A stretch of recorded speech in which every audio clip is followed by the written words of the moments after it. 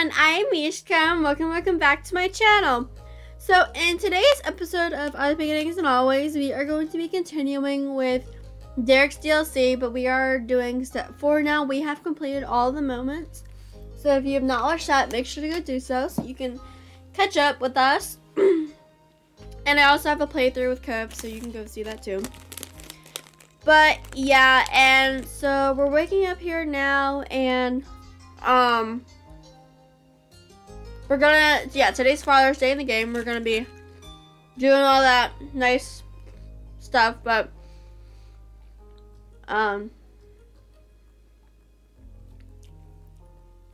before we get started, make sure to subscribe and share this video with your friends, thinking about my amazing channel just like you have right now. So yeah, let's get into it. I hope you enjoy. You woke up the next morning in an unfamiliar but awfully comfortable bed. The sheets smelled of an unknown laundry detergent. You slowly absorbed your surroundings. This was Derek's place, wasn't it? And you were on a schedule. You groaned and rolled over to check the clock on the side table. It was hours before you had to leave, but going back to sleep wasn't happening. You slipped out of bed and casually got yourself ready. Soon you wandered into the living room, your mind drifting back to what Derek said last night. It was a heavy admission from him, his lack of confidence to reach out to you. You didn't want to dwell on it. It was a big day for the entire Suarez family. You didn't want to rain on their parade just because you were aware that it used to flood in the past. Derek would bring it up if he wanted to talk more about it, but until then you would let it lie. The man on your mind was there when you left the hallway. Derek was fully dressed, a gym bag under his arm, and leaning over the kitchen counter with a pen in his hand. Whoa, morning, May. He stretched backward and settled into an upright position. I'm heading to the gym. You might have been able to guess. I was going to leave a note in case you weren't up yet. Oh. You smiled at his consideration. He could have texted you, but had probably worried about disturbing you. Making physical notes was an old habit of his. I'm going to be back by 7:30 if that's alright. Can I go too? I want to work out. Hell yeah, grab anything you need. We can go. You excitedly ran back to your room and gathered whatever you thought would be useful. You packed it in an extra bag that you brought along as part of your luggage. After that, you went down to the complex gym. You both worked out and did not skip leg day. His gym was easy to love. While it was basic, it had a useful selection of equipment. You could try a bit of everything. Derek cheered you on with a wide smile. Your heart rate increased and you worked up a decent sweat. After you finished, Derek showed you the drink vending machine and bought you a water. Once you'd recovered, Derek led you back to the apartment. You and Derek took a quick shower, so you two left the apartment to run your errands before the day could start in earnest. Derek picked up the most direct path to the nearby grocery store. Around you, the city bustled as people tried to get to work. Cars lined the streets and people hurried into various buildings. It took approximately 10 minutes to reach the automatic doors of the store and step into the air conditioning. Various displays tried to sell you on all the Father's Day deals. There wasn't much about it that set this one apart from the one in your old town. Lord, we're probably going to need a cart. He pulled one out with a smooth movement. It had a slightly squeaky wheel. Oh my god. Squeaky. There, we're ready to go. He leaned over the handle like he was at the start of a cart race, waiting for the shot to go off. So what protein do you want? It was a big question. At that point of your life, you were not picky and ate almost anything. That was something Derek was already aware of, but he couldn't make an entire meal plan for you. We can start cooking at home for some of your meals, though a lot of what we'll eat today will probably still be from my parents' house or restaurants. I'd say we'll only need 2 or 3 packs of things. I'm thinking chicken, sausage, and eggs, but you can get something else. I want to make sure there's stuff you want to eat. You inspected your surroundings and thought about what you wanted. Ooh. Ew, lamb, beef, pork, bacon, cod, shrimp, tofu, beans. I don't know what Derek was suggested. That'll work. Great. Alright, let's also grab some good vegetables to go with that and some rice or whatever. We should get a jug of lemonade. Derek brightened and bounced on the balls of his feet. You're a genius, better than that. You're an expert on me specifically. From there, you continue with your purposeful browsing. Derek speedwalked with the cart. He kept things moving, but wasn't rushing you either. It was nearly as leisurely as when you'd first shopped with him. Neither of you were in a rush and appreciated the company. However, as adults, the atmosphere between you was markedly different. Before, you had investigated the store as if every shelf could hold buried treasure. Now the items took little attention and you spent more energy absorbing each other's presence. Grocery shopping was more of a chore and less of an experience. However, even chores weren't bad with Derek. You both debated brands, helped spot elusive items, and encouraged each other to get what you wanted. If one of you hesitated over something, the other would compel the other to treat themselves. Mutual decisions were praised for the good taste, and strange selections were jokingly critiqued. It was the best visit to the grocery store you'd had in ages. After getting the goods, you went through the self-checkout to pay for it all. Derek scanned and you bagged until everything was put away and paid for. The first part of the shopping trip was over. Now you had to carry it all back on foot. Derek loaded himself up with supplies eagerly. It was nice seeing him in a good mood. He continued to grab the bags without asking you to help. It soon became obvious that he intended to carry all of them. You hurried and snatched a few bags before he could. You wouldn't let him get away with such a scheme. Oh, well, thank you. You retraced the path back to the apartment, crossing through the crowded streets with bundles of groceries. The pace was brisk. The two of you had places to be and people to see. As soon as you returned, Derek dumped the bags onto the counter. He turned his head over his shoulder to face you. We can just put the cold stuff in the fridge and leave the rest. We've got to go soon. You placed what you carried on the end of the counter. You snatched the eggs and opened the nearly empty refrigerator. Where in the fridge? Wherever you'll remember it being. What's sage organizational advice? You nodded along with Derek's enthusiasm. Let's do it. With confident determination, the two of you tore through the bags in search of goods that needed to stay chilled. With the team effort, it only took a couple minutes to put the groceries away safely. Nice work, May. He offered you a triumph high five. You gave his hand a loud smack. Now nothing's stopping us. We can actually eat some of the groceries we've got. I'll agree with that. Giving the ticking clock, you had a fast and simple breakfast. While it wasn't fancy, it satisfied your appetite and would fuel you throughout the day. When you were done, Derek placed the dirty dishes in the sink. He gave them a light rinse and wiped his hands. We gotta go, the bros are waiting. In short order, you exited the apartment. As you would be staying out longer, Derek was more cautious leaving his place. Derek double-checked that he locked the door and went to his car. You jumped in the passenger seat and buckled your seatbelt. Derek started the ignition and checked behind him before he easily pulled out of the spot. George texted me and said he was already at Mom and Dad's place. He's gonna leave his car there, and then you, me, and him and Nico will all go in mine. It'd be too much of an extra hassle to make George drive behind us. He grinned cheekily with a knowing glance. But I did already tell him that you had dibs on shotgun. Thank you. Of course, I'm happy to use my eldest brother's powers for you. Derek was bright-eyed and bushy-tailed. His focus stayed on the road. He boldly navigated through the packed street, his entire demeanor screaming his familiarity with this drive. The sounds of traffic droned on, making it easy to zone out. You hadn't even noticed that the conversation had completely dropped until Derek spoke up with a question. What'd you think of the gym? It was super cool working out with you.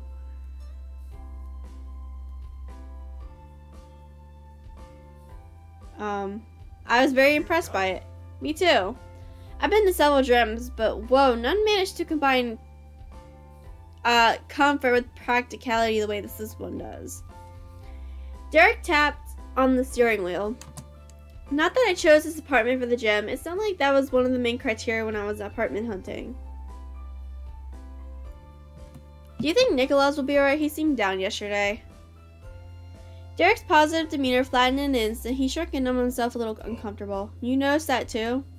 He seemed to not know what to say. Silently driving, his brows pulled together, he stared directly ahead. His thoughts clearly consumed him. It took another moment for him to respond. Nicholas will be happy in the long run. He likes me and he likes you. Us dating won't change that. It's like when I moved out, and that's when George did too. His first instinct is to resist life moving forward so fast, but he's not going to hold us back. I think you're right. You understand your little brother really well. Gently, a smile unfurled on Derek's face. I hope so. Derek turned into the same parking lot from the day before. You had arrived at this other Suarez household. You both got out of the car and walked up to the door in the complex. It swung open before Derek could knock. Derek took a step back, not expecting it. George grinned from the doorway and welcomed you inside. Hey, bro. Welcome back. George fist bumped his brother, each of them excited. Hello, having a good morning? So far. He led you further into the condo. Nicholas was lounging on the couch. He twisted around to face you. You're here. His voice was casual and his face was politely pleasant. He eased off the cushion, getting to his feet.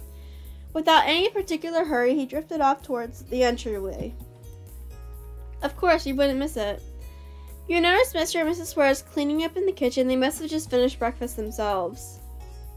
Oh, looks like we have company. Welcome, it's nice to see you two. Derek nodded and his mom turned around and put a jar of strawberry jam into the refrigerator. Hello, Derek. Good morning, May. How was the drive? Hi, Dad. The drive was the same as usual, but forget about that. Derek lit up with anticipation and beamed. Happy Father's Day. Yeah, happy Father's Day. Mrs. Suarez patted her husband on the back and he pulled up full proud dad mode. Thank you. Oh, my mom said happy Father's Day too. He directed his attention towards you. Thank you again. It's a wonderful day already. Derek observed contentedly before glancing over his brothers. George had pulled out his phone at some point and Nicholas absent-mindedly fiddled with his hair clips. You two ready to go? Yeah! I was born ready. With that zealous claim, Nicholas was suddenly all fired up. George crossed his arms, decidedly not as energetic. I'm not that level already, but I can manage leaving now. Do you need anything, May? I don't think so. Alright, then let's go. Are you sure? No one needs to go potty. Mrs. Suarez poked her head into the conversation, her expression too innocent. All three of her sons slumped their shoulders and sighed. Yes, Mom. Yes, Mom. Yes, Mom. Perfect. She clapped her hands together and the boys relaxed, all showing different degrees of amusement. Have fun and we'll see you this evening. Goodbye. See you tonight. We'll be there. Now let's roll out. You can't even give us a kiss? Wait, where I'm going with him? Derek led the way after waving to his parents. He held the door for you and his brothers. Outside, he unlocked the car and it beeped. George and Nicholas beelined for the vehicle. George initially went for the passenger seat before catching himself and opening the back car door. Nicholas barreled into the back seat without hesitation. You and Derek got into the car, completing the seating arrangement that Derek had discussed prior. As Derek turned the key in the ignition, it struck you that the last time you had been on an outing with only the four of you was when you'd been the boys' babysitter. Now George was an actual adult and Nicholas wasn't that far behind him. It was surreal, thinking about how much had changed over the years. Everyone had grown up.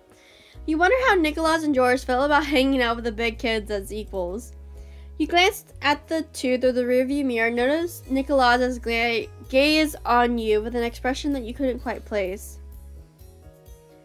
Derek cranked up the AC, but kept the car in park. He leaned his head back. So, Nico, where am I going? The youngest leaned forward, sticking his head through the gap between the car's front seats. I want to go to Exit. It's a bakery. Derek raised his eyebrows and exchanged a look with George. Whoa, that is a surprise. Even more of one than I figured. You're not a fan of cakes and cupcakes and all things sugary? Yeah, I thought you grew out of all that. George's tone was more teasing than Derek's, dry with mock skepticism. Nicholas rolled his eyes. I did. Most desserts are totally inevitable. This place is different. The owner is cool and we should support local businesses. They've got vegan and gluten-free options and other stuff too. Now, can we get over there? The later it gets, the more stuff will be sold out. Break it up on your phone. It should be 20 minutes from here. Derek chuckled but chose not to comment on all the defensive explanations. Your wish is my command. Thank you. Nicholas smiled, sweeter than his dessert preferences. Thanks. Derek brought out his phone and typed out 𝐍𝐨𝐯 on the Maps program. Nothing obvious turned up. Nicholas, isn't it X? Nicholas snorted, still poking his head towards the front of the car. Try an X, not a Z. Gotcha. Derek corrected his spelling, then tapped the first result. It was open, averagely busy, and an estimated 22 minutes away. Now buckle up. Nicholas flung himself backwards and settled in his seat. Derek waited for him to click his seatbelt before shifting the car in reverse. Oop.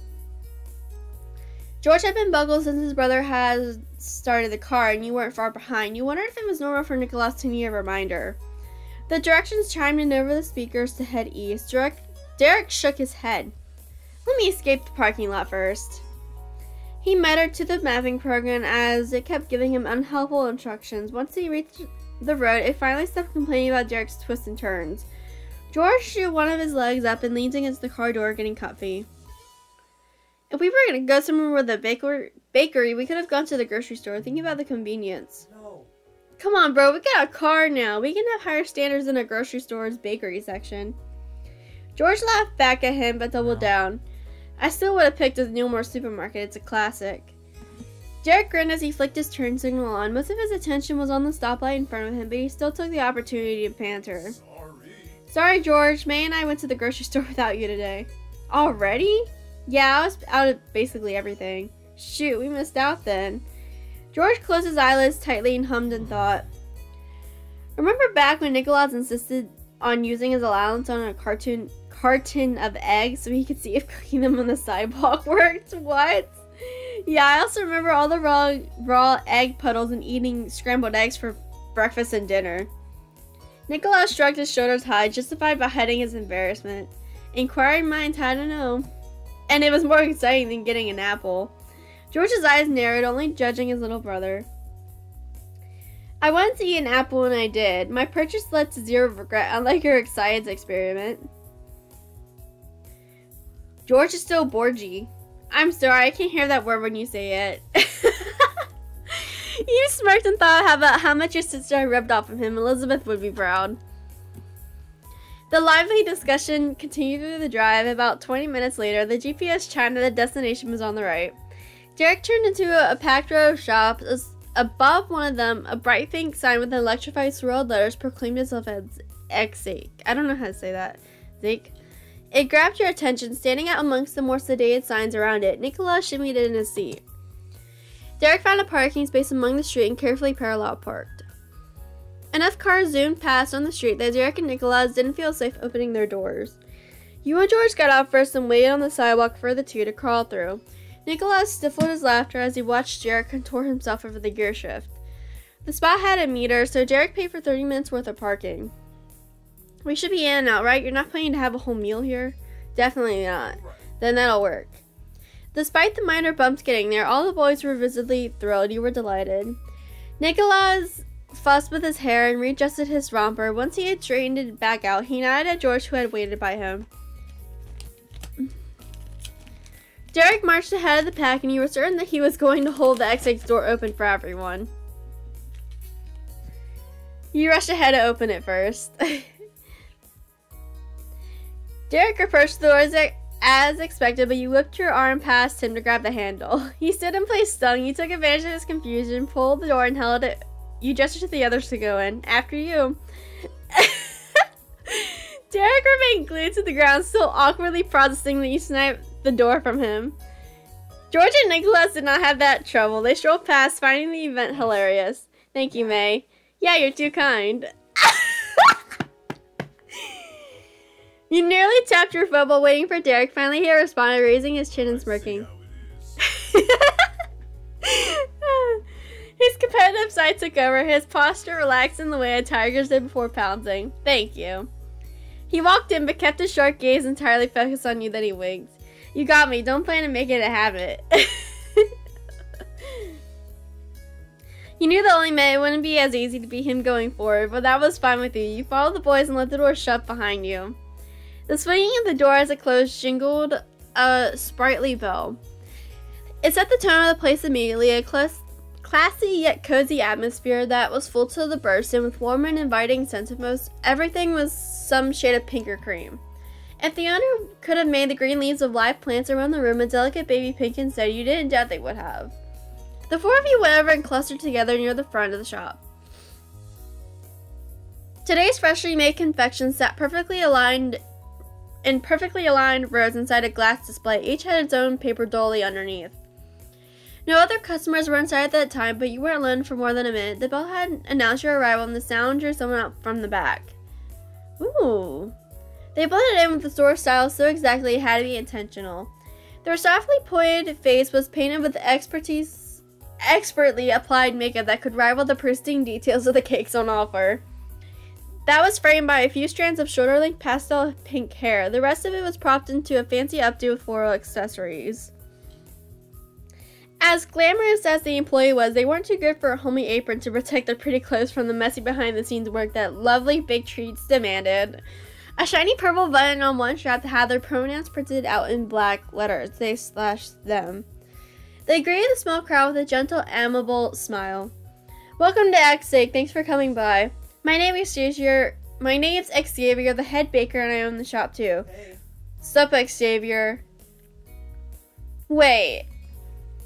His reply was familiar to the point of being flippant. Nico wasn't even looking at them when he said it. He leaned lower and began pursing the daily selections up close. Hello, Nico. Your patronage is always appreciated. Personal greetings between those two complete. 𝐸𝐸𝐸 looked over the rest of your group with a friendly gang. Oh my god, the rest of the gang with a friendly smile. It's good to see you again, too. Derek's usual conversationalist skills failed him. He was loath to embarrass another person by pointing out the little fact that they weren't seeing each other again. A total stall in the exchange was avoided thanks to the fact George didn't have the same reserves. He could speak far more frankly. We've never been here before, only Nico, though maybe May has. I can't speak for her. He raised an eyebrow while glancing your way. He paused a small correction to let you contribute your side concerning the bakery.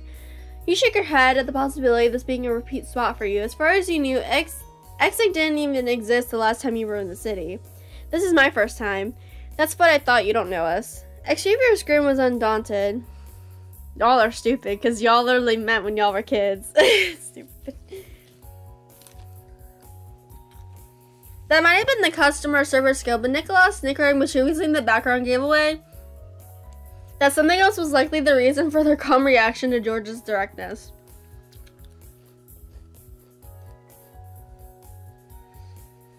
You Suarez brothers may not have been all together in my bakery before, but we certainly have already met more than once.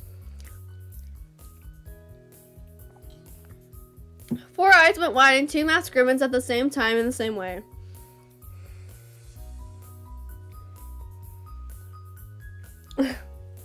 𝐸𝐸𝐸 spoke so surely and plainly, Derek and George flipped instantly from viewing them as a stranger to embarrassment of forgetting someone they should have known. And May, was it? I think we might be acquainted too.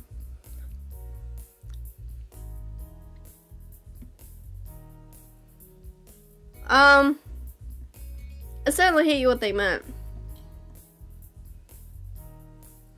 Yeah. In the far reaches of your mind, you relived sitting uncomfortably in a cheap plastic chair and staring straight into those purple brown eyes for much longer than you reasonably would with a stranger. But there was a special exception for them because they were hard at work painting a shooting star on your cheek. Two of the three brothers transparently inspected 𝐸𝐸𝐸 up and down, trying to put them together how they might have met the mysterious baker who claimed to know them. Meanwhile, the youngest of the set pretended that he was still scrutinizing the desserts. But unless they had jokes hidden in the frosting, Nicholas's highly amused smirk reflected in the grass revealed that he was fully engaged in the conversation happening above him. You and Nicholas were on the same page as you were also observing the scene with amusement. It wasn't your story, so you would patiently keep quiet about the real. You already knew it was coming. George tilted his head from one side to the other and crossed his arms. Derek subconsciously scratched the side of his face at the awkward turn this had taken. Sorry, I'm blanking on who you are. How did we meet? 𝐸𝐸𝐸's eyes fluttered close as they primly straightened their apron. Don't apologize. Nicholas with his hair clipped and wild locks is very recognizable. He hasn't changed at all.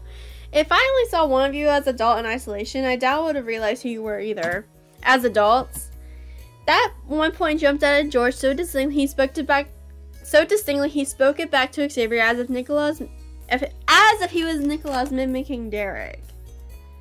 Exactly. The last time we saw each other, you were at least 2 feet shorter. 𝐸𝐸𝐸 hovered their flattened fingers in front of them like they were resting on a counter roughly around 4 feet high as a visual demonstration. They progressively lifted their hand until their palm was just high enough that it could have sat on top of a fully grown George's head if he was closer. Utilizing their tiptoes was necessary for the feat. I've always had an artist's soul, but my medium wasn't always decorative pastries. My first job straight out of high school was painting faces at the big boardwalk park. Whoa! Derek's face went alight with a flash of recognition. The fingers that had been scraping his skin twitched and started to surgically press along the length of his cheek as though a painted spider might have suddenly appeared then. God. George slapped his hand against his forehead. It had become so obvious to him. The trio of excitable yet well-behaved brothers who come by a few times a year were some of my favorite customers. But Xavier quite literally didn't forget about you either, and they shifted their gaze to rest on you. And I'm relatively sure one time the boys brought friends with them, and one of one of those friends was you. A huge childlike grin filled Derek's face. He looked no different than he did all the years ago when you first met Xavier, massive muscles aside. You're spot on. One time May and her older sister came with us, and we all stopped by your face painting stall. I can't believe we met again and like this, in a bakery of all things. It's awesome. Derek resolved to restart the interaction on the right foot, and he finally gave a greeting of his own to Xavier. Hey again, Xavier the artist. The middle brother followed the eldest's example and offered a reprise to his original statement. Oh, okay, good to see you again, too. This is so cool. Xavier was just tickled by the reception. The visit was gonna be worth it for them, even if he walked away without purchasing a single slice of cake. At some point, Nicholas had stopped eyeballing the pastries and had leaned coolly, oh my god, against the counter. He also finally rejoined the conversation instead of existing as an entertained audience member. I told you the owner was cool. Oh, thank you for talking me up, Nicholas. Oh my god. Now that we're all reacquainted, is there anything I can do for you? Nico slipped his hands into his pockets, staying totally chill. We'll probably just get a couple things to go. He paused, squinting down over his shoulder at the treats one more time. Give me an eclair and a cup of water too. And we'll do anything else? They surveyed the other three people in the room as they asked the question and waited for a response. George approached his only little brother at the front display, shooting him a wary smile upon his arrival, but then he quite seriously considered what was available. I'll have a blueberry muffin, the one in the middle and the one on the left, my left. It looks like it has the most berries. Xavier gave two quick nods. Their hands were already busy putting together a box for Nico's selected pastry. Derek, however, stayed back and his focus went to you rather than the baker or their wares. What are you thinking? I'm gonna pass. I don't feel like getting something. That's cool. Both you and Derek kept some distance between you and the display case, making it easy to tell that you were not customers. You were company for the two who were shopping. And that's everything. Two packed and prepped boxes were sitting side by side as Xavier threaded their fingers together. Should be. Nicholas and George both gave a thumbs up to confirm that they were all taken care of. The answer caused fine confusion from Xavier. So you're not getting what Derek is getting, Nico? That kind of teasing from someone other than another swearers caught you entirely by surprise, but Nicholas was able to quick back with ease. Maybe I should have, but Derek wasn't getting anything. You'd lose out on a sale if I copied that. Good point, you don't need to do that. Hey, why don't you be the one to pick out something for him instead? No thanks, it's not how this works. It was worth a shot. The two chuckled good-naturedly. Let me ring you up. Those were the magic words to Derek fully over to the front. He came to the spot right across from the register. It didn't go unnoticed. Derek, you're not even getting anything. You shouldn't pay. Nico snapped his head around with a look of true offense at what had gone on behind his back. He folded his arms disapprovingly, catching Derek with his hand in the metaphorical cookie jar. Or rather, putting his own cookies in someone else's jar. What?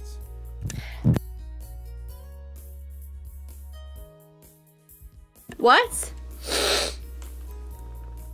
Derek made a look of Fox surprise that gave Xavier's response to Nicholas's non-mimicked decision, making a run for its money with a scoff of played-up disbelief.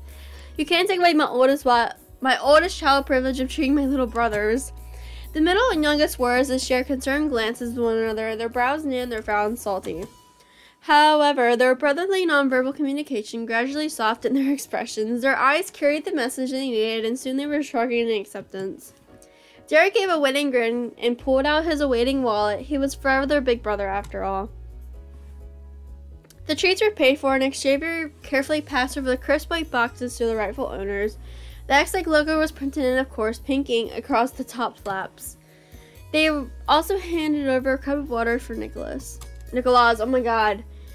Thank you for your lovely patronage. Have a wonderful day. Derek, George, and Nicholas each gave a cheery goodbye and began to walk out as a group. You gave a wave and turned to leave with them. Thank you to you. Bye. Your group's first stop of the day was completed in a sweetly satisfying way.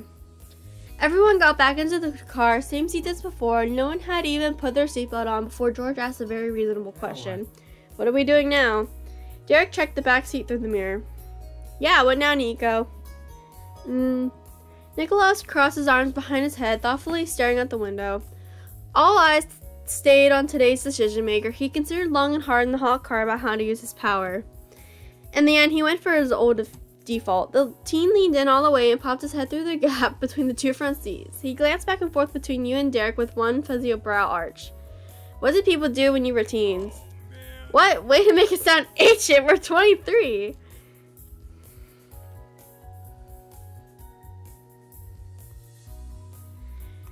Nico wants to do what Derek did? What a surprise. Nicholas rolled his eyes. This was the second time in about 10 minutes he was getting teased for that. You couldn't help it.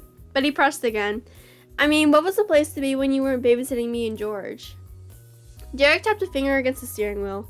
I remember the call. Oh, shit.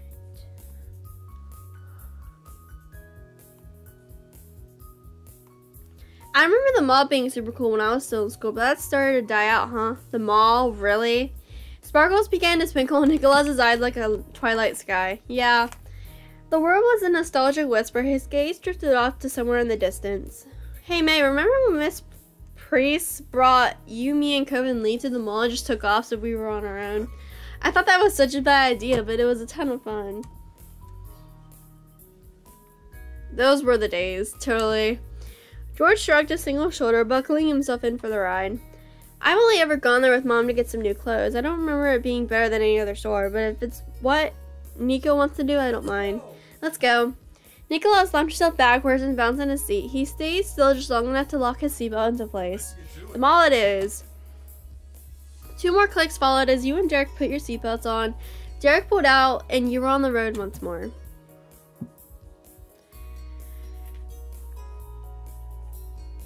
The drive was spent with Derek trying and failing to remember all the stores that used to be in the county mall.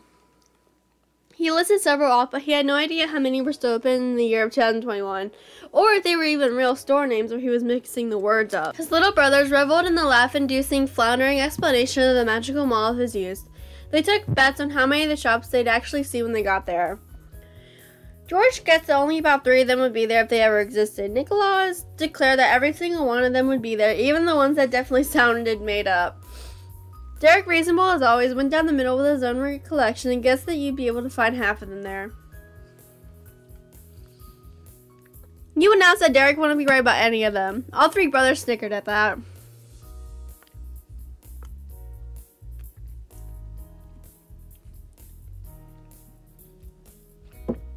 When you rolled into the county's small, expansive parking lot, Derek was able to get a parking spot without any trouble. There were rows and rows of cracked and old oil-stained slots with only a single car or 2 there already. Just as Derek thought, the location had lost most of its popularity as the years went on. It was at least convenient for your needs. It was probably the only place in the city where the parking wasn't jam-packed.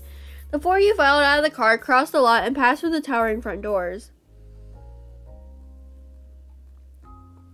The interior of the place had a slight uncanny feeling. The massive structure was unchanged from when you were a teenager, but everything felt smaller, less grand than before. There were stores that you were almost certain you'd never seen there, yet there was so little to differentiate their offers and appearances from the shops of the past. It made you question your memory. While we're here, take it in. Wow. You wandered up and down the wide and mostly empty halls, pointing out stores Derek had named or almost named along the way. It was a game of I Spy. The younger brothers were quite entertained just by that. They led the pack to get the first look at whatever was ahead.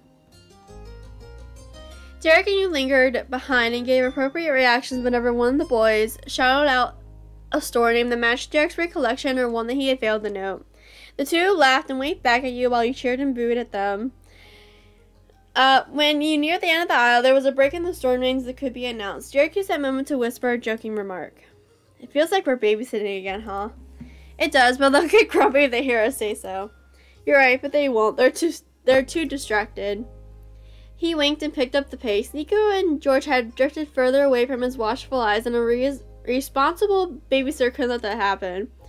Your group arrived at the crossroads of the mall where 3 separate halls of stores converged in the middle. The tiny playground of coin rinds flanked by half-full candy dispensers remained the centerpiece. The little cars and the helicopter were far more worn down but still intact. Derek snorted at the revelation. Well, we definitely are too old for that now. I might seriously break something if I try to fit. Without the boisterousness of Nicholas and George to fill the space, the sounds of footsteps echoed so much louder. Derek's expression was twisted and drooped bittersweetly, looking at the space. Being here now, it's not the same. Then his focus came onto his brothers and his face snapped back to its usual optimism. So, do you guys actually want to go into any of these stores? His little brothers both turned around and stared wide-eyed at their elder. Nicholas and George were genuinely taken by surprise at the idea of behaving as regular customers. They were visiting as sightseers of an archaeological site from times long gone. Nico blinked rapidly to hydrate his eyeballs after keeping them open for so long. Then his expression slipped into an easy grin and he put his hands on his hips.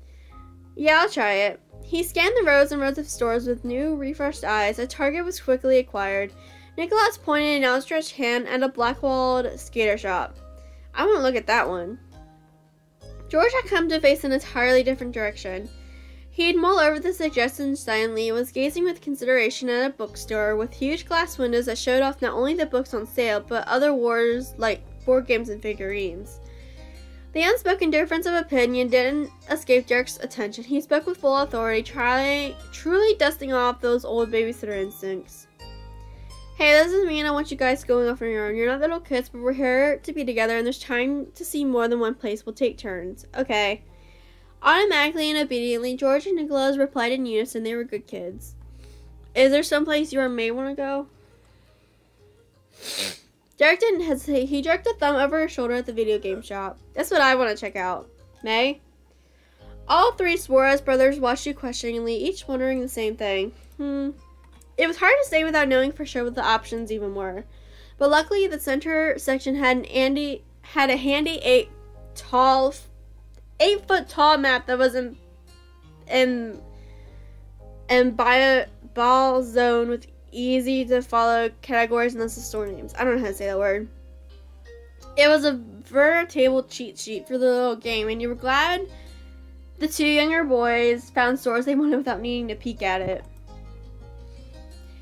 There was nothing wrong with you having some extra insight though, and you read over everything laid out. A significant amount of the stores sold food. You just left the bakery and should be eating with the rest of the family pretty soon, so you decided against all of those. You also realized something was missing. There had been a music store before, and now the spot was filled by a perfume and candle store. Beyond that, there were tons of chain stores with very standard types of products.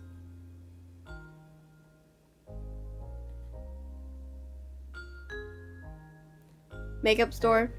Totally. Derek and George aren't too manly for some makeup, right? It's fine. Derek nodded his head formally, but paired it with a cheery grin.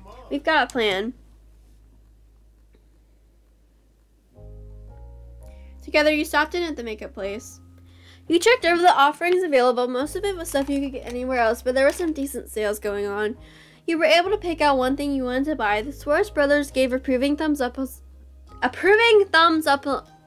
Oh my god, thumbs ups on your selection. They stuck beside you as you checked out and finished up your turn. Thanks everyone, that's all I need.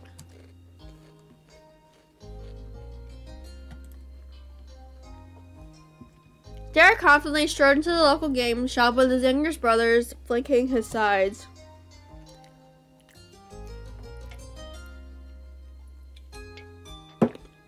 The set of three glanced around eagerly, then split off in different directions around the single room. You followed Derek towards the front right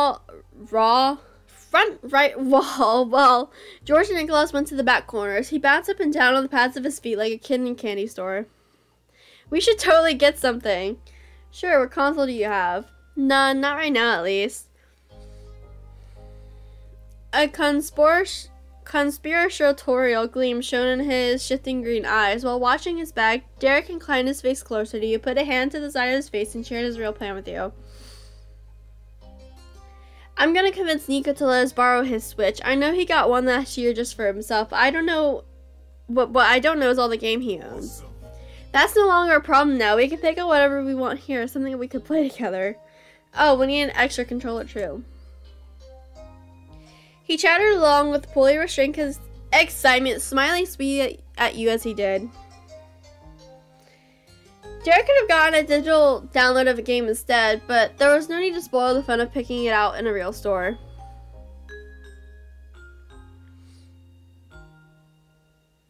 There's always the obvious, a sports game. That got a good laugh. Perfect. The two of you worked as a team to scour through the library of Switch games for the right genre with multiplayer capability. A few contenders appeared and you had a mini-group huddled to come to a final decision. Derek held the case high like a prize it was and marched towards the register. You plucked a refurbished controller off the wall and followed after him. Derek clapped the case against the counter with as much gumptum as someone playing a winning hand in cards. He chuckled at his own dramatics when you had to awkwardly slide the controller he'd forgotten alongside the game. Thanks, May. It was a team effort. Nicholas couldn't go too long without checking in on his big brother's activity. He spotted the two of you at the register. Seeing it was a game for the Switch, he nodded happily. That team was blissfully unaware of Derek's true intentions with buying for that console. Derek played it cool and paid for the game and the controller. He didn't even look at his little brother until the deal was done and he secured the bag. Then Derek flipped around confidently. Mission accomplished. Let's hit the next stop. The four of you filed into the large bookstore and began to drift around. It was one of the most spacious shops in the mall. George went down the very first aisle of books and you walked with him. He was focused enough that he had to be searching for something, but there was no way to tell what was on his mind. What's your major? I don't think you've mentioned. Have you started seeing anyone? Ah! George's relaxed disposition dissolved in a flash of color on his face. He stared at the books in front of him, unable to think clearly enough for the words printed on the response to seep into his brain. Maybe. Aw. George's frazzled response made it impossible not to tease him just a little bit. Are you being coy? Are you unaware if you're dating someone or not? We don't have a label, but, well... Words failed him there and the response faded out. Oh. He chuckled softly. That was unexpected. Who knew George was actually unsure of his current relationship standing? But it seemed like he was having some interesting romantic adventures in college. Good luck, George. He nodded stiffly. He put his brain power into focusing on the books once more. All thoughts of his special summer were packed away for now. The books didn't hold Nico's or Derek's attention as long as George's. While he remained in one section and considered each title on a shelf, his brother skipped along from row to row after giving only curiously glances to the specifics. With a bit of distance between himself and his family, George took the opportunity to have a more private conversation with you personally. His quiet voice and being walled in by books made you feel as if you were in a library rather than a mall. I'm glad you chose to date Derek. Aww, that floored you. It wasn't that you found it unbelievable, but you hoped only for support in you and Derek's decision, not active encouragement for it. And the fact that he didn't only think it but was willing to admit it directly to you, you were going to need to admit it. He peeked at you out of the corner of his eyes. He knew exactly the kind of emotional bob he set off. I think a lot of kids imagine their favorite babysitter never going away, even when they grow up. But for me, it's not merely a concept, it's real. George Sigley, you were always my favorite kid to babysit. He simply returned to shopping and as happy as could be. You felt much lighter yourself. George ended up finding a newly released thriller that sounded interesting. He purchased it, then went to find his siblings. Nicholas and Derek had holed up in the graphic novel manga aisle. Oh my god, not the manga. Manga. Oh my, I don't know what the hell it's called. They looked up as you and George approached. They grinned after seeing the bag under George's arm. I'm finished. Thanks for coming with me. What now? We can go home. Oh my god. Your group crowded into Nicholas's choice store. Aggressive rock music played within the graphic tee-covered walls. It was small and crowded, making it impossible for 4 people to navigate between the displays together. Derek and George were filtered through the narrow spaces on one side of the shop, and you and Nicholas were on the other.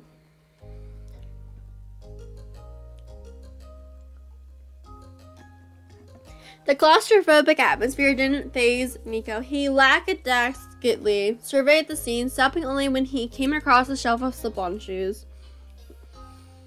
Nicholas lifted a checkered shoe off the rack and weighed it in his hands. By the intrigued raise of his brows, you got the impression you'd be in that spot for a while. I was just wondering, how are you doing lately? He hummed casually. Not bad. I'm glad. Nico's usually energy had faded from him, and the shoe became a lead weight in his hands. It hung low at his sides as he stared blankly at the wall. With a sigh, he mustered enough motivation to limply place his shoe back on the rack. Are you sure everything's fine? Listlessness chilled into defensiveness of your turn. What? Nicholas? Hell no, you ain't doing this to me. Nicholas crossed his bare arms tightly against his chest. He wouldn't look at you. That was enough of a hint to realize this wasn't about the shoes. It was time to acknowledge the elephant that couldn't in no way fit in that room. Nicholas, you're upset about me dating Derek, aren't you? From what you could see of his half-turned face, his expression would be hard to read even if he wasn't hiding it. The expression was conflicted, not quite anger, not quite sadness, not quite fear, and under all of it was a layer of guilt. You gave him space, knowing you'd already probed it enough. When he spoke, it was slow and sure. He was processing what he was thinking as he was vocalizing it.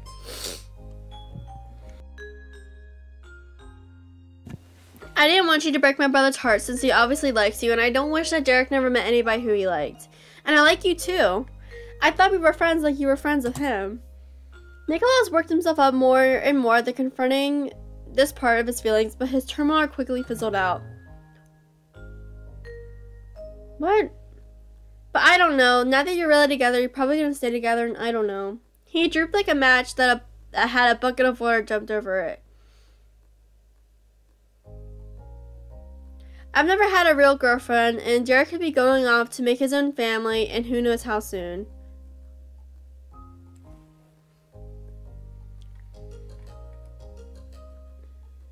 I want to be a part of your group, not take Derek from it. This time your words softened his demeanor instead of sharpening it. He wasn't all better, it was still concerned, but you could see hope and trust in his gaze. Even though it wasn't today, you felt confident that someday he would be truly happy about the shift in relationship dynamics that had occurred. Nicholas gestured with his hand for you to come as he turned away more. He walked back to the counter, to the center of the tiny space. From there, it was easy for his older brothers to spot him.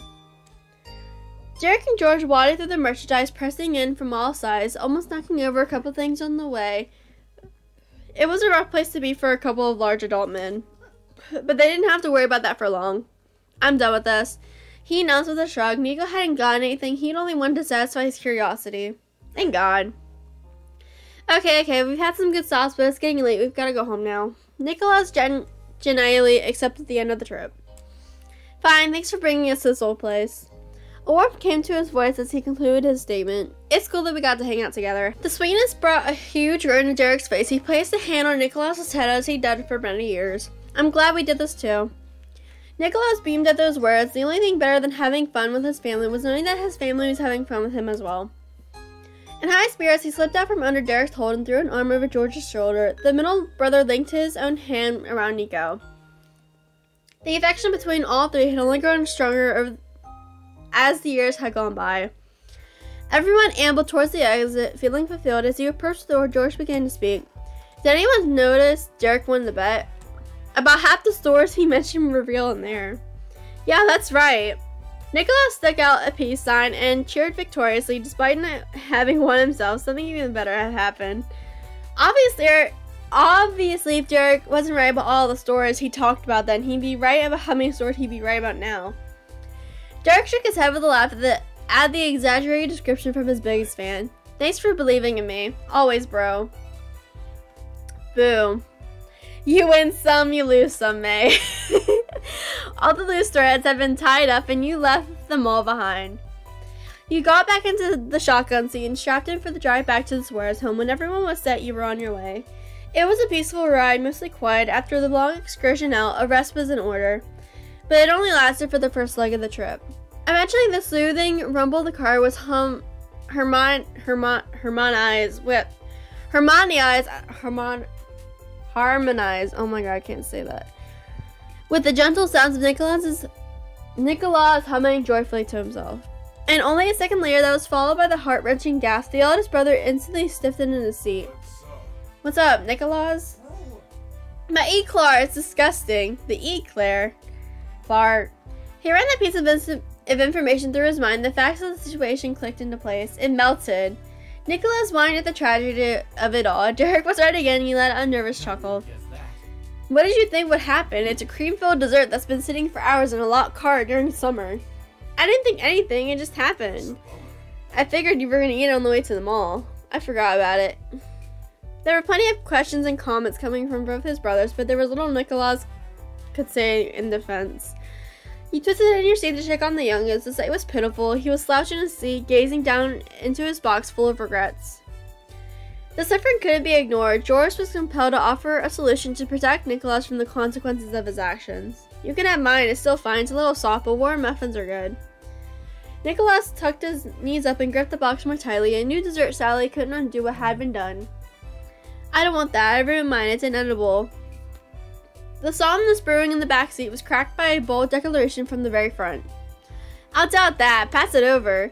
That snapped Nicholas to attention. He was boggled by his brother. It wasn't hard to imagine why. Derek didn't enjoy treats on a normal day, and that one in particular was in a sorry state. It was even easier to guess the reason all of that didn't matter. Derek could stomach anything for his baby brother. He continued to coax Nicholas. I was always gonna try to get some of your dessert. That's the reason I didn't get my own. If you're not having any, that makes it even better for my plans. Nicholas wasn't a 6-year-old anymore. He knew a placating stun when he saw one. He at Derek in a pouty resistance, trying to brush the whole attempt off. Yet Derek had grown that time as well. He hadn't lost his neck at tending to his baby brothers, even if it took more effort. He pretended to be oblivious to the rejection. May, can you give me the box? There was a groan and a sliding, shuffling sound. Nicholas had shoved the box through the opening between the driver's seat and shotgun. Just like the guessing game, he wasn't going to win this. Okay.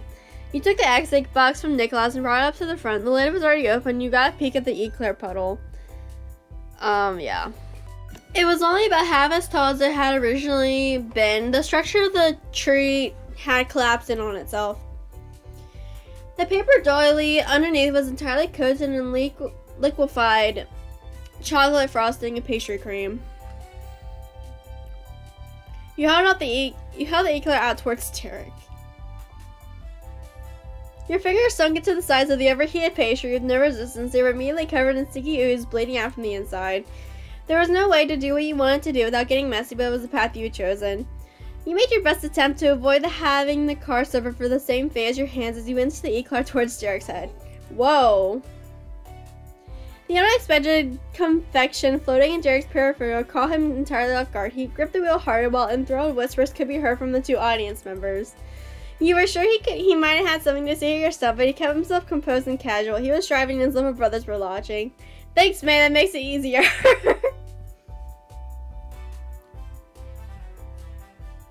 His eyes stayed on the road as he turned his head ever so slightly to reach the treat. He didn't waste any time taking as large as a bite as he could manage. He barely seemed to chew it before he swallowed. It isn't too bad. Not too sweet. I'm honestly impressed. Xavier's a damn good baker.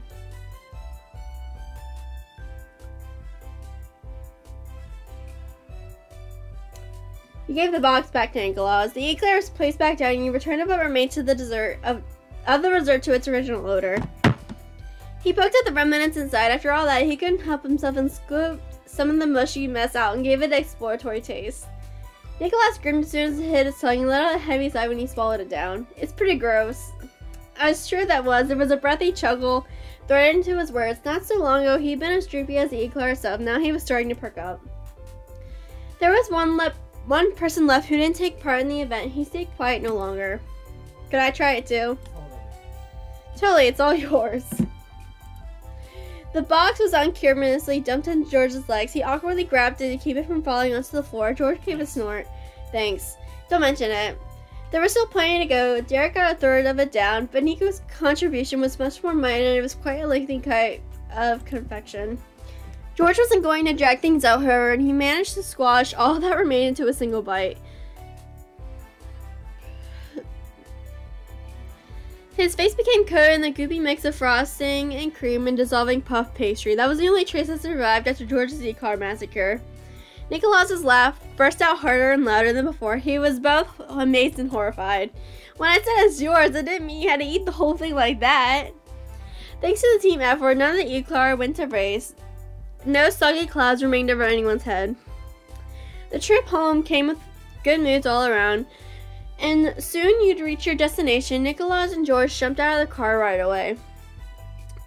Derek took his end and gathered up the gift he'd gotten for his father. He followed along after the boys. Nicholas let you ride in with his house key. As he swung the door open, he announced the group's arrival with a grand cheer. We're back! Welcome home. His mother and father returned the call with a familiar greeting of their own. They'd been taking it easy on the couch with the TV, but it was promptly shut off with a click of the remote. Their children were entertainment enough. You, Derek, and George stood around the front of the living room. Suarez, children number 3, skipped ahead, going all the way around the back of the couch. Nicholas draped himself over his dad's shoulders and snuggled up to him from behind. Happy Father's Day. Mr. Suarez reached up to clasp Nico's arms warmly. Thank you, my wonderful son. The well wishes were echoed by the 2 older brothers in unison. Happy Father's Day, Dad. Thank you as well. Happy Daddy Day! It felt totally natural to join in the merrymaking yourself. The constant smile on Mr. Suarez's face confirmed that. Thank you very much. The man of the hour struggled to go off the cushion with a heavy cape still hanging over him, but lifting Nicholas along with him, Mr. Suarez managed to get to his feet. In order to keep clinging to his parent, Nicholas had to stretch his chest over the seats of the couch and lean over on his tiptoes. That was all well and good with Mr. Suarez. He opened his arms wide enough to invite even more hangers-on to join in. That incredibly inconvenient positioning was no hold-up for his children. Derek and George shuffled in between the coffee table and their dad, carefully arranging themselves around each other and Nico. The group team came together like pieces of a puzzle, only being able to attach in specific perfectly aligned slots. He waited to hug him after his family was done. Mr. Suarez relished being embraced from all sides. You could hear a muffled, rumbling laugh come from the mass of Suarez men. Mrs. Suarez held a front row seat to the left as she couldn't possibly move from her spot on the couch with the 2 larger sons blocking the way. Their mom sat tight and even managed to squeeze in one hand around her husband's lower back. All the love in the world being poured over Mr. Suarez had him flush with pride. He spoke to his lovely family with as much attention or affection for them as they had for him. I'm so grateful to have you all here. Glad to be here. Yeah, glad to be here. Nico chirped a self-aware mimic of his big brother. What they said times 2. That comment was the cherry on the silly Sunday. The brother snickered along with you. The bonding moment came to a sudden abrupt end as Nicholas' grip finally slipped him from his dad's neck.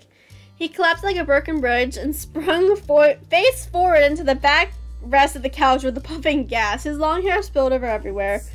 Oops, are you fine, Nicholas? Mr. Suarez craned his neck over his shoulder to peer down at where his youngest child landed. Still flat against the pillow, Nicholas stuck a thumb into the air. That drew sneakers out from the whole crowd, but it was mutually agreed that giving each other some space was for the best. The Suarez men shimmied one after another past the furniture and into the dining area. The last one in the pack was Nicholas, who finally pulled himself upright. Seeing your chance, you snuck in a quick squeeze around Mr. Suarez's side. He clasped your arms to return the gesture of affection. You let him go after that, feeling content. The missus of the family left the couch behind as well. It was a full migration to the open area of the living room. The flow of conversation continued from there. Doing okay? How's your day been? Derek clapped a hand on his father's shoulder. What were you up to while we were out? With great excitement, Mr. Swears answered the question. I took a nap. Oh my god. That's cool, Dad. Oh my god. It is. I hope the four of you had a pleasant afternoon as well. It was eventful. That's how you would describe it. You felt eyes on you. Nicholas had a conspiratorial glance at your way. He was what made it particularly memorable, and he knew it. And we had fun.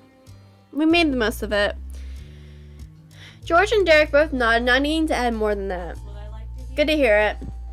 More current experiences were shared. Funny anecdotes were told. Stories seen lately were recounted. It was a low-key celebration, and all that was needed to make the day was spending all time all together. With a clear clap of her hands, Mrs. Swears called the group to attention. Her eyes were squinted up from her smile-raised cheeks. So, Before it gets any later, how about we give Dad his gifts? Mr. Swears had been impatient.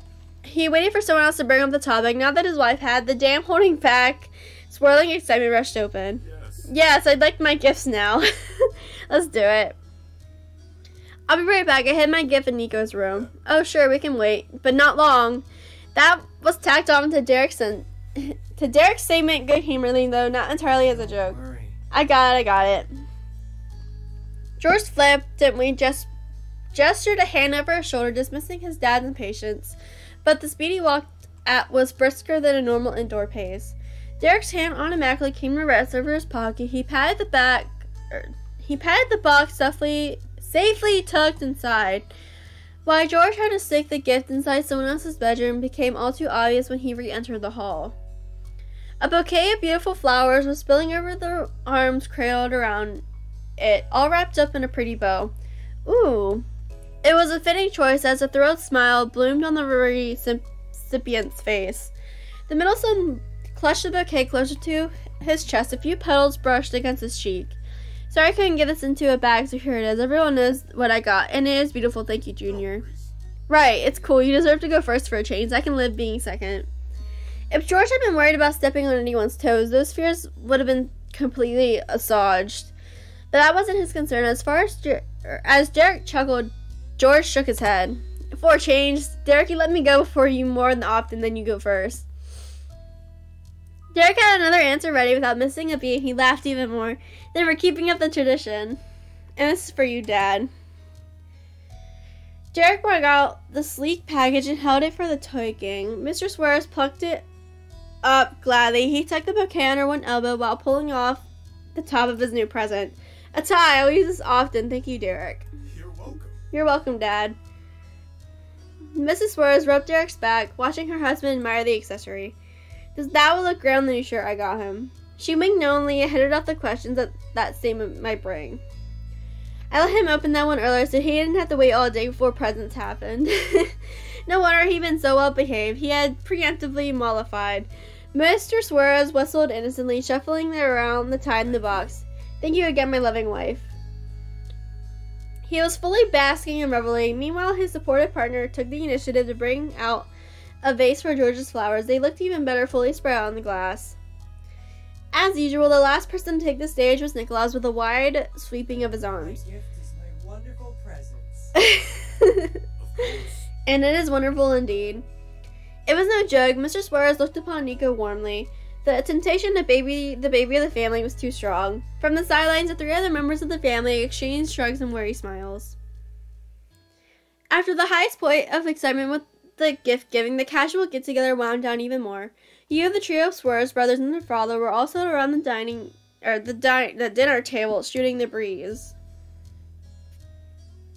Mrs. Suarez had reclaimed her comfortable spot on the couch. There was a book in her hands. Her second gift of the day was letting Mr. Suarez keep all the attention of the children. He spoke animatedly about his life and his work. The line of topic in particular got him going. It was explained that himself and Mr. Holden had been invited to a business owner networking luncheon happening the next day. Well then. You see, Mr. Holden has a dislike for such events. In our years as partners, it has gone without saying that I am the one who attends. Although, Mr. Suarez gave a toothy grin, he was up to something. There is another option. I could have my responsible son attend as my representative. He had only stared wide-eyed in amazement and suddenly felt like it was Derek's birthday rather than Father's Day. You could still remember when Derek helping his dad with his business as an equal was just a far-off imagination, a fanciful thought for someday. Now you were present when it became a reality. It had sent Derek off into clouds temporarily, but it wasn't a dream or a joke. It was an actual situation he was present in. Derek gathered his thoughts and gave it a grounded response. Sorry, I can't. I got plans tomorrow. What? Are you serious? That's understandable. Derek Suarez is in demand by all who know him, not by everyone. What? Oh, are you serious? Derek snickered shyly, and it seemed the exchange was already reaching its conclusion. You knew what that superseding plan of Derek's was, going to the water park with you. He had passed on helping his dad to hang out with you, made you happy. This time you were going to spend time together was important to him, and he respected you enough not to drop the ball when something else came along. With complete confidence, Derek jumped back into the conversation he had momentarily left behind for you. So as I was saying, thanks for understanding. I'll make it up to you next time. That is all right. It is all well. You're already so successful and talented. I need to work hard to keep up. After years of hard work, Derek had earned so much praise from his dad, yet he didn't accept it with beaming pride or even downplay it with light-hearted humbleness. He simply rejected it. Hardly. Something had changed. He wasn't a small teenager who could only guess what it meant to be an adult, believe what he was told. Derek had grown. He had lived with experiences that words could be compared to. What he'd felt he'd done did not match with what his father was describing. But you had to wonder why. There wasn't anyone you thought was more deserving of the words talented and successful. No good reason came to mind. Despite Derek never looking more mature, Mr. Suarez smiled comfortingly like he did when his son was still young. It wasn't a gesture lost on Derek. He once again showed that he was not a child. It was Father's Day, not the moment to worry his dad. He winked and smirked, then managed to smooth over the minor bump. You're still way ahead of me. And that was the end of that. Later in the evening, a hearty homemade dinner was served as the final event of the occasion. But eventually, George stood up from his chair. He explained he needed to start heading back to his dorm. It only made sense for you and Derek to take your own leave, too. The permanent occupants of the house, Nicholas, Mr. Suarez, and Mrs. Suarez, thanked everyone for coming.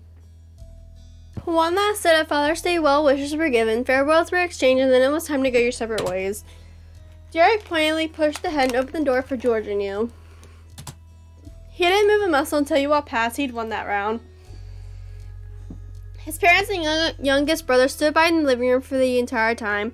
Derek called out over his shoulder with the last note of the day's gathering.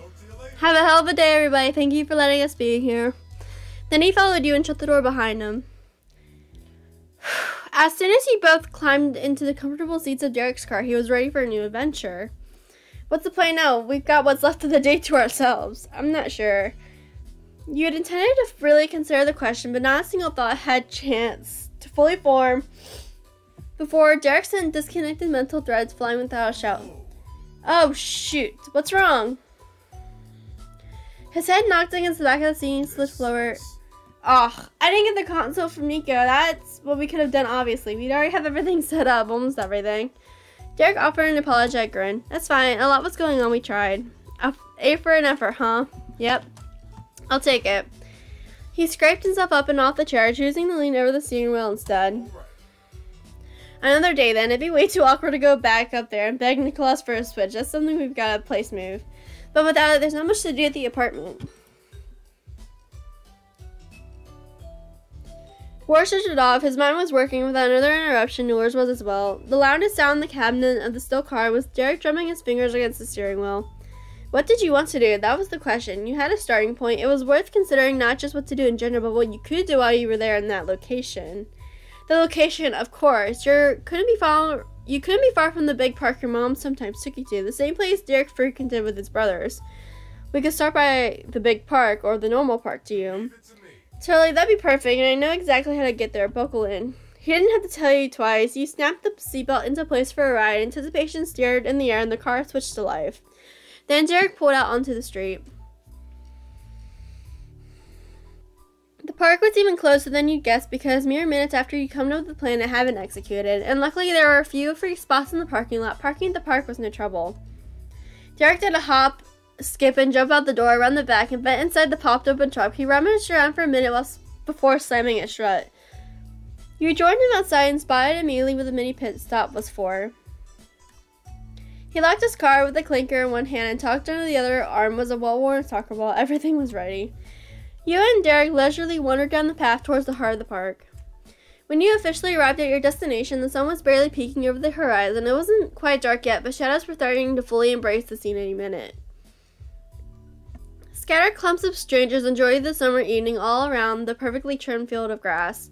Parents with their children, groups of teens, elderly pairs, people of all stages of life were there to share in the similar yet entirely unique experiences. Derek stood by your side. You could hear him inhale deeply through his nose. He took in the sight contentedly, I guess. You glanced away from the wide expanse in front of you to face Derek. He smiled the moment your eyes met. The ball was shifting from one hand to the other. Want to kick this around? I'd like that. Cool. The two of you claimed a far corner of the grass for your own purposes. No one likely to interrupt you or be hit by a misfired ball there. Derek let the soccer ball fall to the ground with a slight bounce. He warmed up by juggling it side to side between his legs, popping it up on top of the one foot and letting it drop off again. Working the ball over there that way was second nature to him. Derek might not have even intentionally decided to do it. It was purely habit. But then he rolled the ball your way with a tap of his toes. You put more distance between him and you before kicking the ball across the field to return it to the sender. He caught it effortlessly under his heel. The game was on. Back and forth, an easy rhythm developed between you and him. There wasn't anyone in the world you could sing with better than Derek. Thanks for not canceling our plans with the water park. I wouldn't miss it for anything. And you didn't doubt that for a second. The day grew later and the park slowly emptied for other people. In the quiet twilight, the smacking sounds of soccer ball against feet echoed loudly. One catch of Derek's was especially impressive. He stopped the ball without looking, his falling green eyes squarely on your face. But the longer you played, the more light in his features dimmed. It had a gradual decline now that you'd noticed it. However, it was impossible to ignore now. He weakly passed the ball over to you and it was going to stop short. You had to draw closer to him to even get it. His complete loss of energy was concerning enough that you paused the exchange. For a moment, you only watched Derek stand there, shoulders slumped and expression defeated. You felt grateful for the excuse to be near to him, given by the slow kick, because he spoke distantly to himself. It would have been impossible to hear from the length that used to be between you, and you still had to strain your ears to not miss his words. I can't believe how long it's been. I'm here with you in my old park. So much is like it was before, but it's not the same. Why can't I feel the way I used to about it? He mentioned a similar sentiment at the ball and when you visited Sunset Bird too. Derek pushed it off each time. That thought had continued to eat away at him despite how much he avoided confronting it.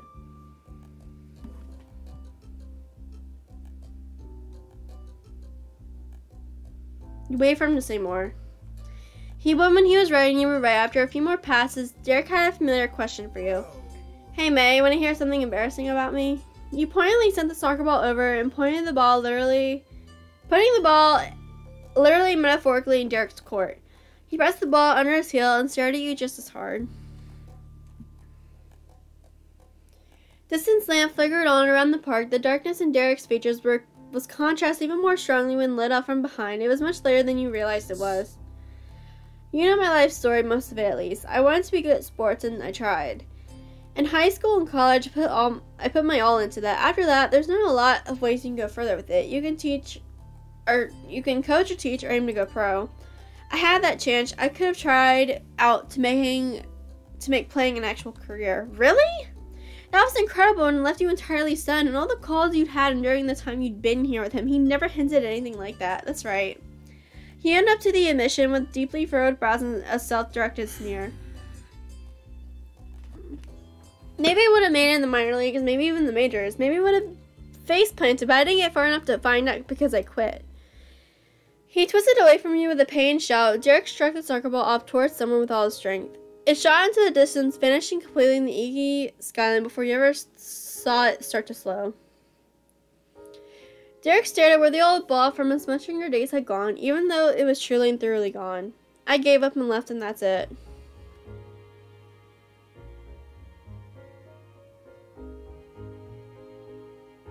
Why? Because it didn't matter. You got an answer, a hollow and distant reply that reminded you not at all the Derek you knew. His empty hands squeezed into iron fist balls, solid, not too heavy to hold up. I did love sports. I think I did. Sometimes I'm not sure I can remember. What I do know is that if I had something to prove, if I ever stopped, it felt like I'd be giving up. I'd be a quitter and a failure who couldn't cut it. And I could never arrive either. There was always another goal in the distance that I still hadn't reached, so I had to keep going. Derek's eyes were hazy. His chest rose and fell at an unsteady pace. He still hadn't stopped looking out in the dark, expecting and getting nothing from it. Downgrading my playing to nothing more than a hobby would have been the same as not playing at all. Wasted effort, wasted potential. What a shame. That's what people would think. It's what I thought. I know it's true. All I did was develop the skills. If I don't use them, then what was the point of trying so hard? For a second time, a long hidden anger crackled. He had faced you in his fury, but again, Derek let it settle back to somberness before continuing to address you. But like I said, what does that mean? Where could that go other than doing it forever? How long did it take me this long to realize something that obvious? I was going to have to do it forever. That would have been fine if I had actually wanted to spend my whole life and all my time on perfecting my passing skills, but no, I'm not that smart. From the start, it was a means to an end. I'd be good at sports, and then I'd feel worth something, and then I could really live my life. Missing time with friends and family, the crazy hours, I had been waiting for something when that would finally stop. It never did, never would unless I stopped it. You can see the results of my hard work and great playing right in front of you. I went home as the guy who couldn't make it. I got my life back, and I don't feel the tiniest bit better. It might be worse than when I was more thick-headed and could tell myself I was really doing something. Being here hadn't turned back the clock. I can't look forward to what life could be when I'm grown up. I'm just an adult who wasted so much of my life already because I had a chip on my shoulder, and I'm so pissed off. His face fell into his hands. That was where the story of Derek stopped.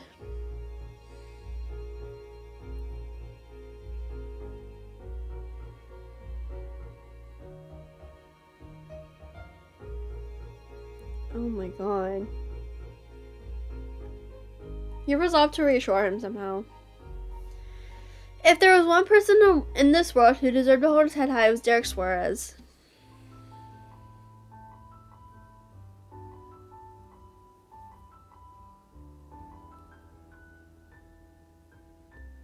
You still have plenty of time. Life is just getting started. Even if that's how you feel about yourself, you're still the man I love. I'm proud of you. You can tell me I'm wrong. It's true.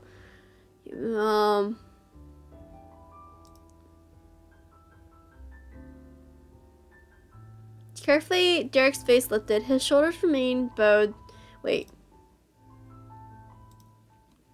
Carefully, Derek's face lifted. His shoulders remained bowed though you could still see his eyes.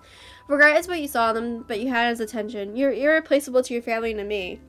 No one has your character. No one has your determination. No one considers others more. You're not a quitter or a failure or anything else like that. I can't let you keep believing being you is a waste. You should enjoy every day you have coming. I'll be here to remind you of that and help make sure it happens. Finally, small smiles began to settle on both of your faces once again. The gloom wasn't insurmountable. Nothing was when you and Derek were together. You were a team. It was evident in the way he looked at you. Facing the darkness around him, left Derek lost, but fears and motivations faded when he had you to lean on. And it was the same for you with him. Man, how am I supposed to say no to that? I don't admire anybody more. I love you. Aww. He stood tall in front of you with a smile perked on just one side. Not because he couldn't make it whole this time. He was smirking. Okay, I'm about to tell you something that will not be a surprise. My dad did football when he was in high school and college. Hearing stories of that is where my sports aspirations came from. Though I was a little original since I ended up going for a different sport. I'm not surprised. I figured. Also, not surprised was that I sucked at it and I was scrawny. I hated that. Getting better became the main driving force in life. And focusing on that, putting in so much effort there, it kind of made everything else easier.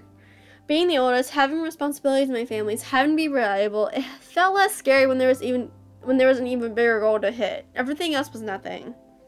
I never had to directly confront my feelings of inequality and accept myself for what I was, because instead I could say it wouldn't be the way I was forever. I'd become successful.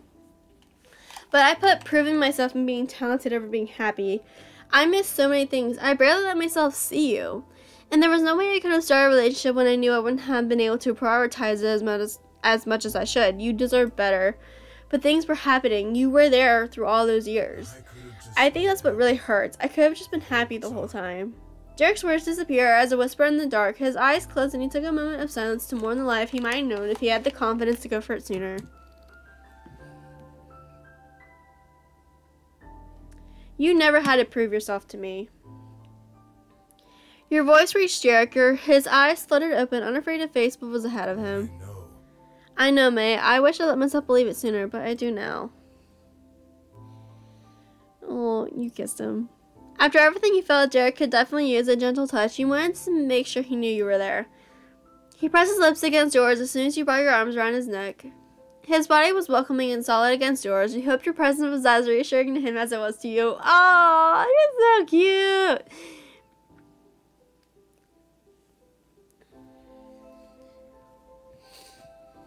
Everything you've done and whatever you will do is good with me. Well, that's reassuring. I'll figure things out, but either way, it's still about the journey, not the destination and all that. On the happiest note possible, Derek released his hold on you to ruffle his hair. Thanks, May. It's cool being able to talk to you about things. I feel so much better. Derek's face was so hopeful and gentle and wonderful.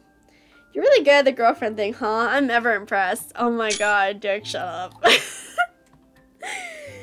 Derek lightly clasped his hands together, stretching them apart and pressed them against each other. He was clapping along to a song only he could hear. One thing that was certainly shared between you was a warmth over your cheeks. And then, seemingly out of nowhere, Derek let out a bellowing groan. The massive release of air looked to physically deflate his body. Derek's torso dropped lower and lower until he could have touched his toes. He was unexpectedly flexible. I'm gonna have to go get that ball now. He laughed instantly, partly at the revelation and partly at the dramatic soul it had been said with.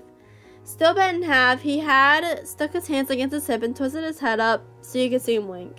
It was a gift. I'm not gonna abandon it here. Don't worry, I'll help. We tackle life's problems together. You know it, teammate and Derek forever. At the wholehearted cheer, Derek ran headlong through the brush. You chased after him with leaping steps. You peeked under every picnic table and behind every trash can in the general area before the lone soccer ball was discovered tucked away amongst some flowers. Thankfully, none of the petals were harmed by it coming to rest in their bed. Derek lifted the ball over his head dramatically as if he was the lead in a video game who got a brand new item to equip. You applauded. The two of you returned to Derek's car from there, the last one still in the lot, and left the park behind vigorously.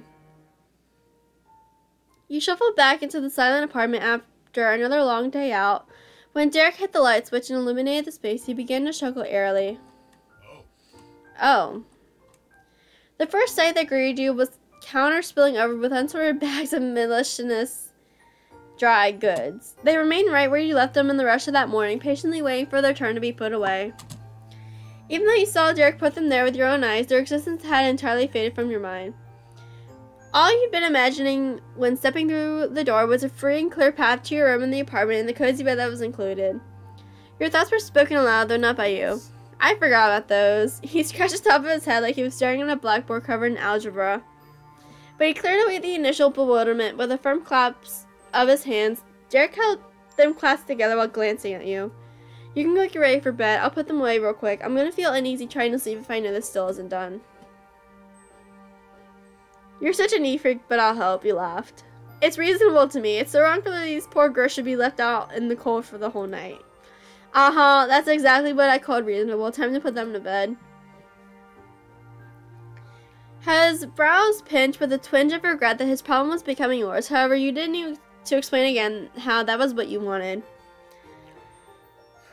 Derek swallowed the instinct to insist you go rest or apologize and grin instead. Thanks, let's do it, team. Time was called and you got to work on the final test before rest could come. There was more of a system for the cupboards than there was for the fridge and freezer. You fished out goods of the bags, passed them to Derek, and you placed them on the shelf where they belonged. As he rearranged his serviceable spice set to make room for goods, Derek explained his thought process. He preferred having breakfast stuff in one cupboard at the far end of the kitchen, seasoning and baked goods together in another, the shelf closest to the stovetop, and everything else in the middle. When you got in the layout, you switched to putting items away directly instead of playing a supportive role. With your combined efforts, it only took a few minutes. After the plastic bags had all been stuffed in the space under the sink, you high-tinned, smacking both your hands against Derek's for a job well done. Having a partner to tackle the small things was just as nice as having someone you could count on for life's bigger struggles. Derek had matched your thoughts on forgetting the groceries, and you felt that working together to put those away had brought your minds in sync again. His expression was peaceful. A weight had been lifted off his broad shoulders, both from the perfectly orderly kitchen and company he had within it. Derek waved a hand in an arch that was as wide as a smile on his face. Night, May. Sleep well. As you passed, you gave him a quick kiss. It was a sweet, affectionate touch. The heat of his skin was still enough to keep you cozy inside and out. You needed that to get through the inevitable separation.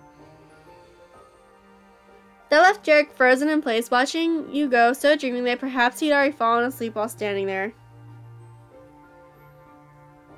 And that's where I'm going to leave today's episode, everyone. Oh, wow. So, that was something. But yeah. Hope you guys enjoyed it. But lastly, your gem, and thank you for watching. Wonderful day, everyone. Bye.